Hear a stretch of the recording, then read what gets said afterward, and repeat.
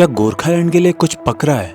My government is committed to arriving at a permanent political solution to the long-drawn Gorkhaland issue.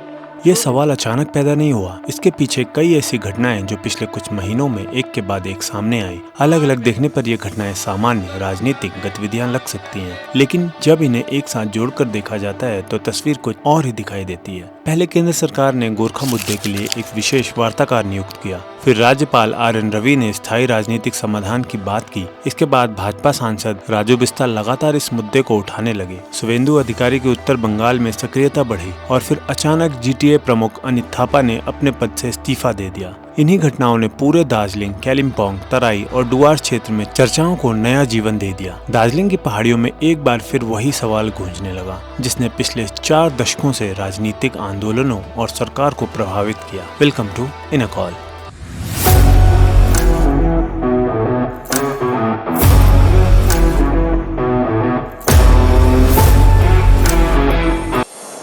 Before we proceed, I need you few seconds. I built an AI travel agent, unlike ChatGPT or Gemini. This one actually works for travelers. It creates your full trip plan with device itinerary, break down your budget, compares flight prices, and lets you download, share, get your plan on email as PDF. You can add your friends, create a squad, vote on destination, and chat about the trip together. And when you are done, split the cost automatically. You can also plan your everyday on ddtro.com. And on Driftboard, connect with fellow travelers, find travel partners, and share your experiences. Travel calendar, trip analytics and a lot more. Go give it a try. driftitro.com.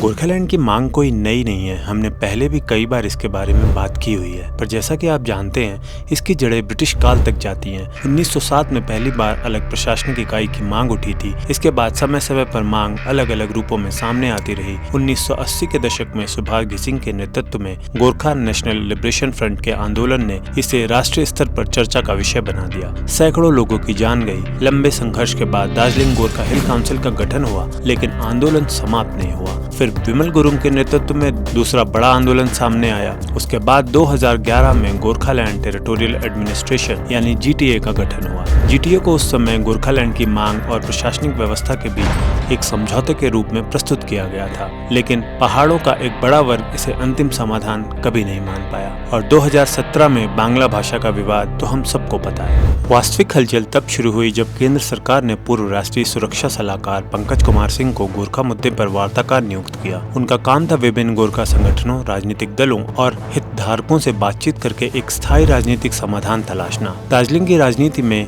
ये एक महत्वपूर्ण कदम माना गया, क्योंकि वर्षों बाद केंद्र सरकार ने इस विषय पर औपचारिक प्रक्रिया शुरू की थी। पहाड़ों में इसे सामान्य प्रशासनिक कदम के बजाय एक राजनीतिक संकेत के रूप में देखा गया। फिर असेंबली के दौरान RN रवि ने जिन शब्दों का प्रयोग किया, उसने पूरे क्षेत्र का ध्यान अपनी ओर खींच लिया। उन्होंने कहा कि गोरखालैंड या उनके समुदाय से जुड़े मुद्दों का समाधान आवश्यक है और स्थायी राजनीतिक समाधान की दिशा में प्रयास होना चाहिए। ध्यान देने वाली बात यह है कि उन्होंने केवल विकास या प्रशासनिक सुधार की बात नहीं की, उन्होंने परमानेंट पॉलिटिकल सॉल्यूशन शब्द का प्रयोग किया। दार्जिलिंग की राजनीति में ये शब्द अत्यंत संवेदनशील माना जाता है, क्योंकि पिछले कई दशकों से गोरखा संगठन यही मांग करते रहे कि उन्हें कोई अस्थायी व्यवस्था नहीं बल्कि स्थायी राजनीतिक समाधान दिया जाए। इसी कारण राज्यपाल की टिप्पणी को साधारण बयान नहीं माना गया। दार्जिलिंग के सांसद राजू बिस्ता लंबे समय से स्थायी राजनीतिक समाधान की मांग को राष्ट्रीय मंच पर उठाते रहे हैं। उन्होंने राज्यपाल की टिप्पणी का भी स्वागत किया। उन्होंने केंद्र सरकार द्वारा शुरू की गई वार्ता का भी समर्थन किया था। उनका कहना है कि पहाड़ों की समस्याओं का समाधान केवल प्रशासनिक सुधारों से नहीं होगा।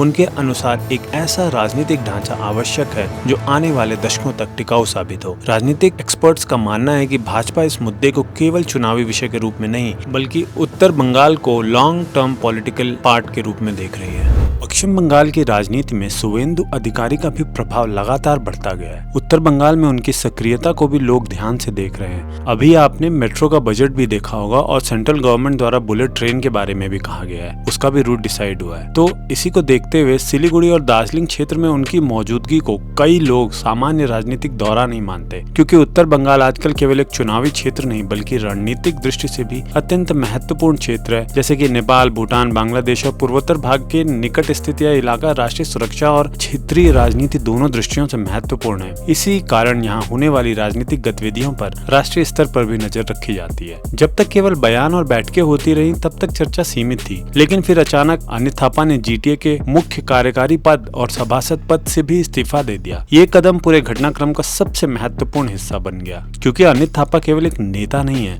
वे उसी जीटीए के प्रमुख थे जिसे पहाड़ों के लिए राजनीतिक समाधान के रूप में बनाया गया था। यदि जीटीए का प्रमुख स्वयं पद छोड़ देता है तो स्वाभाविक रूप से सवाल उठता है कि आगे क्या होने वाला है। इस्तीफे के बाद उन्होंने यह संकेत भी दिया कि अब डबल इंजन सरकार के दौर में पहाड़ों को किसी बड़े समाधान की दिशा में बढ़ना चाहिए और जीटीए आगे की प्रक्रिया में बाधा नहीं बनना चाहिए। ये वही बयान था जिसने पूरे पहाड़ में नई चर्चाओं को जन्म दिया। तो प्रश्न का उत्तर अभी किसी के पास नहीं है, लेकिन इतिहास हमें एक बात जरूर बताता है। जब डीजीएचसी बना था तो उसे भी समाधान बताया गया था। कुछ वर्षों बाद उसकी सीमाएं सामने आने लगी, फिर जीटीए आया और अब यदि जीटीए के भविष्य पर भी प्रश्न चिन्ह खड़े होने लगे हैं तो स्वाभाविक है कि लोग अगले ढांचे के बारे में सोचने लगे। संभावनाएं वैसे कई हैं। पहली संभावना यह है कि जीटीए को और अधिक शक्तियां देकर उसे मजबूत बनाया जाए। दूसरी संभावना यह है कि विशेष संवैधानिक सुरक्षा की। तीसरी संभावना छठी अनुसूची जैसी किसी व्यवस्था की हो सकती है। चौथी संभावना एक और हो सकती है कि जैसे बड़े स्वायत्त क्षेत्रीय ढांचे की हो सकती है या यूनियन टेरिटरी जैसे चीजें बनाई जा सकती हैं, जिसमें दार्जिलिंग, कालिम्पोंग, तराई और डुआस के कई हिस्से शामिल हो सकते हैं। और पांचवी संभावना वही है जिसकी चर्चा सबसे अधिक होती है,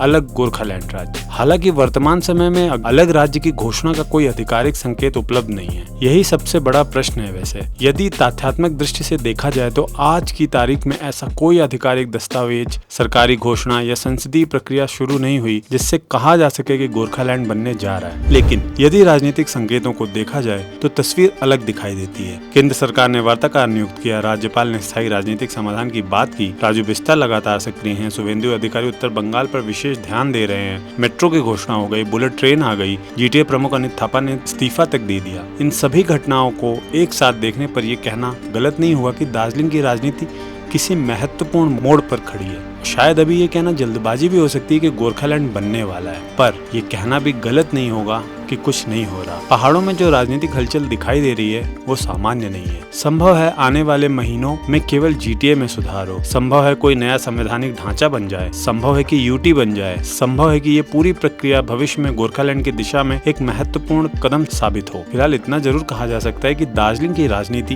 एक नए दौर में प्रवेश कर चुकी है और आज पहाड़ों से लेकर दिल्ली तक एक ही सवाल पूछा जा रहा है, क्या केवल जीटीए का अंत है या गोरखालैंड की दिशा में एक नए अध्याय की शुरुआत? आप बताइए। Thank you.